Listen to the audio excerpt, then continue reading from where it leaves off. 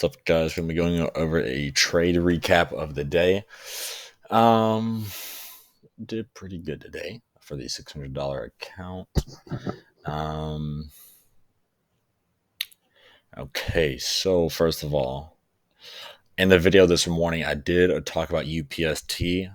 I was talking about Unity software. Talking about that. Well, yeah, this is how we ended the day. Was up 9% the port of the $600 port today. We are officially over that $1,000 barrier. And today's day 5, by the way. Actually, let me save this. Uh,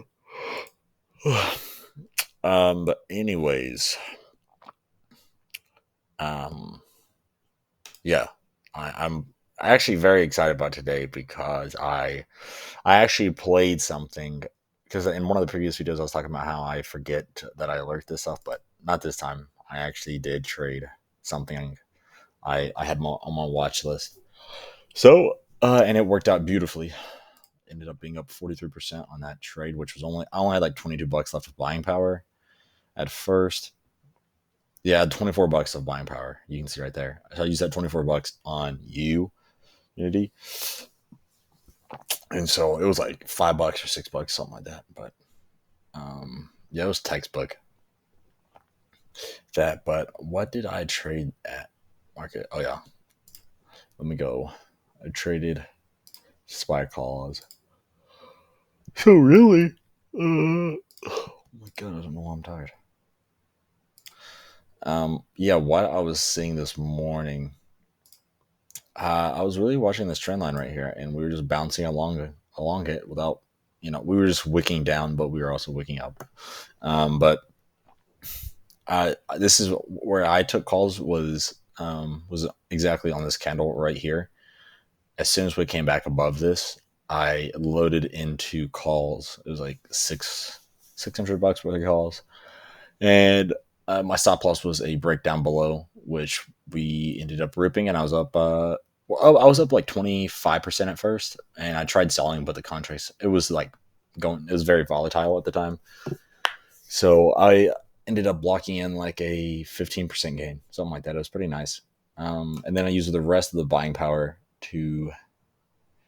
Oh my god, what was it? Cannot remember. Oh yeah, that's what it was. It was coin. Coin was the one.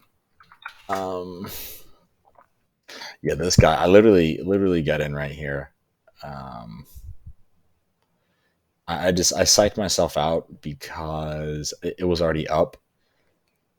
It was already up like 4% at the time, and I was like, man, I was like, I just don't usually trade that way. I usually wait for. I mean, if I would have went on to the smaller time frame, I would have realized that it was completely fine. But it's whatever. Um, I mean, I wasn't down bad enough. I wasn't down bad. I literally wasn't. I was only down like maybe $3 out of like a $300 um, premium total, so it was nothing. Um, but I just did not like the. I just didn't fully. I didn't. I just my mind wasn't fully there, and so I just. It was just better just to go ahead and just to sell it, just to get rid of it. I lost like $3. Bought them for $104 a contract. I sold three of them. I sold all of them for $103 a contract. So it was nothing. Um, which even though I'm still happy, it went up because even after I got out, as I was in the SPY calls, which that banked really. Uh, I wasn't as confident in these as I was in, like, for instance, Unity software like that. That was my most confident setup for the day. Um, it was just so textbook, especially this daily volume. I hate these freaking uh, indicators that Webull has. But anyways, yeah, this thing looks. It was amazing. It was an amazing play. And what gave me confirmation really was this wicking up past this 200 MA on the 15 minute, which I don't really use trend lines that much. I mean, moving averages, but if it's the 200, I'll usually use it because it's one of the most powerful moving averages. So and plus with this slope right here, it's a pretty strong resistance. And with it wicking past it like this multiple times, I became more bullish on Unity today. So then that's when I did buy that. And plus the volume on the 15-minute. Look at this volume pullback right here. Then we had increasing volume from right here. Hold on. Yeah, literally look at this. This is textbook. Could not get more perfect than this. We had decreasing volume, yet we were still wicking past that 200 MA. That's pretty strong price action right there. And so then we then proceeded to have increased volume, which was textbook, and stop loss was respected the whole time. But also, I will go over. It was.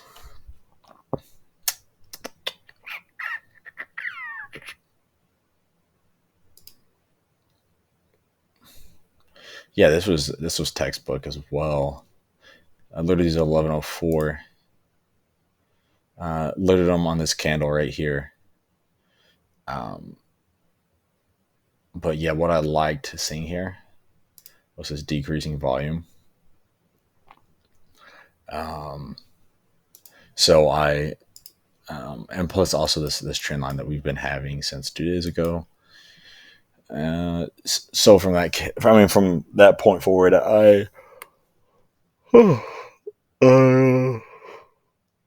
that's why I alerted the calls and had a stop loss of a break below 397, which we got down to 397.15 right here on this candle right here, but we never went below 397, so it was perfect.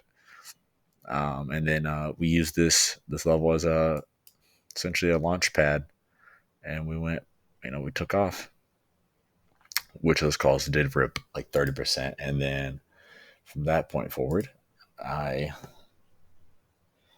gosh, I'm so tired. I'm trying to make a better video later tonight or in the morning. I'm just so tired for some reason. I don't know why. But then I alerted these 399 puts at 232. What time would that be?